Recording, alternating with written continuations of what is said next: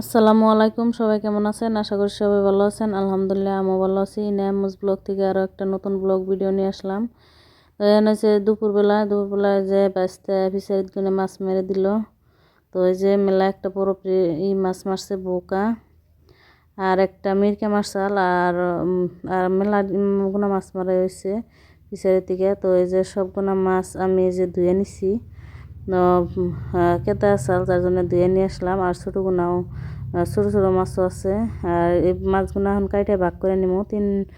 ফিশারিটা তিনজনের, যার জন্য তিনটা ভাগ করা হবো আর বাচ্চারও দেওয়া হবো।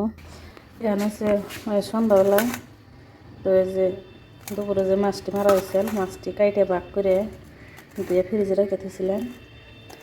যেন এটি মাছ এটি মাছ ছোটো মাছ চামড়াটি আলাদা করছি, বাইটা খেবে মরিচ বাটা একবার। আর এনে ছোটো মাছ ছোটো করে খাবার নিয়ে ভালো করে প্লেটে দিয়ে নিচ্ছি। এখন আবার আমার এই ছোটো ভাই মাছ নিয়েছে, বাড়িতে থেকে মাছ পাঠাই দিছে। ও জানে না যে মাছ মারছে, জানে না, নিয়েছে রেখে দিলে। বৌকা মাছের চাল তোমার বোনের বাড়িতেও দিবার গেছে, আমার এনে বিয়ে থেকে গেছে। বাপ মাও আসলে একটা বড় মাছ পেছার জন্য মারছে, আর একলা খাওয়ার নাই। এটা হয়েছে বাপ মা, যাকে বাপ মাও আছে তারাই এরকম ভালোবাসা পাইতেছে আর খাওয়াতেছে। আর যার বাপ মাও নাই তাকেও এরকম করে করার মানুষ নাই। আসলে বাপ মাও নাগাল পৃথিবীতে আর কিছুই না। তো বাপ মাও দেখে আজকে এই মাছটি আসলে পাঠাই দিছে, একলা একলা খাওয়ার নাই। যে আমরা বড় মাছ মা বাপ এরকমই হয়, একটা ফিশারিতে কোনে মাছ মারছে বড় মাছ, তো ওই মাছটাও বাপ মা একলা খাওয়ার নাই, তার মেয়েগুন নিগে পাঠাই দিছে। তো আমরা দুই বোনের বাড়িতে পাঠাই দিছে। তো এই যে এরকম মা বাপের ভালোবাসা ঋণ কোনোদিন শুধু হামো না। আসলে আমরা মেয়ে মানুষ, আসলে বাপ মার জন্য কিছু করা হয় না, চাইলেও পারি না। ছেলে হইলে কি জানি পারতাম কিছু করবার।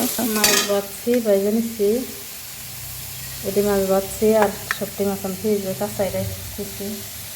আর বাগান বেগুন করছি, এগুলোর মধ্যে বাগান দিলে আলু দিলে ভালো লাগে, টমেটো আলু দিলে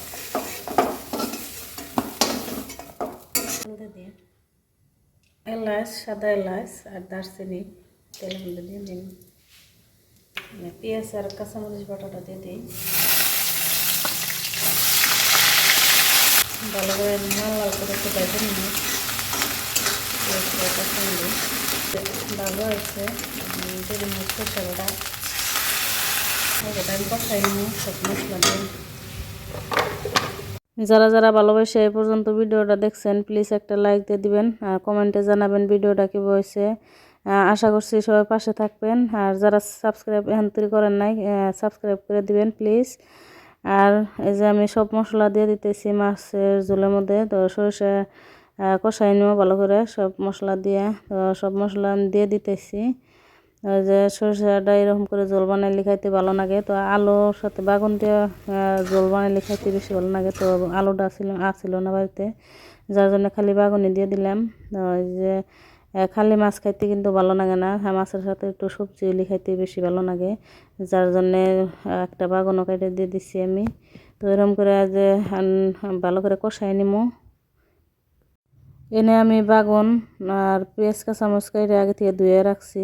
তো ছোটো মাছ রান্নার জন্যে তো সব মশলা আর কি দিয়ে দিব, মরিচ হলুদ আর কি যা যা লাগে সব মশলা দিয়ে আমি ভালো করে মাখাই নিব। তো ছোটো মাছটা এভাবে রানলে খাইতে ভালো লাগে, যার জন্যে যেরকম করে একটা বাগুনও কেটে দিচ্ছি।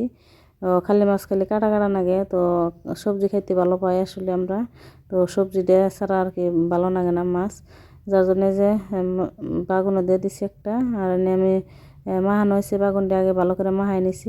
ছোটো মাছটি দিয়ে মাখাইয়া তারপরে যে ঝোল দিয়ে দিলাম। তো এরকম করে আর কি ছোটো মাছটা বানানো হয় সরষের করা। আর এনে আমার যে সেটা ভালো করে কষানো হয়েছে, তো সুন্দর তেল উঠছাল। তো আমি এই যে গরম পানিও দিয়ে দিলাম। গরম পানি দিয়ে দিলে তরকারিটা একটু দেরি লাগে না, তাড়াতাড়ি বলো করে। তো যার জন্য গরম পানি দিয়ে দিছি। তো এনে আমি এই যে গরম পানি দিয়ে আবার এনে যে জিরা গুঁড়া দিবার ভুলে গেছিলাম, তো জিরা গুঁড়াটাও দিয়ে দিলাম, একবারে দিয়ে বহাই দিলাম। তো এই যে মাছের ঝোলটা হয়েছে, তো মাছের ঝোলের মধ্যে মাছ যে দিছি, তো টাইমে ভিডিও করা নাই, নেই আনছে। তো ছোটো বাচ্চা যেহেতু আছে, তো সবটা আর করা হয় না। তো রান্দা এই যে হয়েছে আজকে রাতে জন্য রান্দা হয়েছে এনে ছোটো মাছের চরচড়ি আর মাছের ঝোল।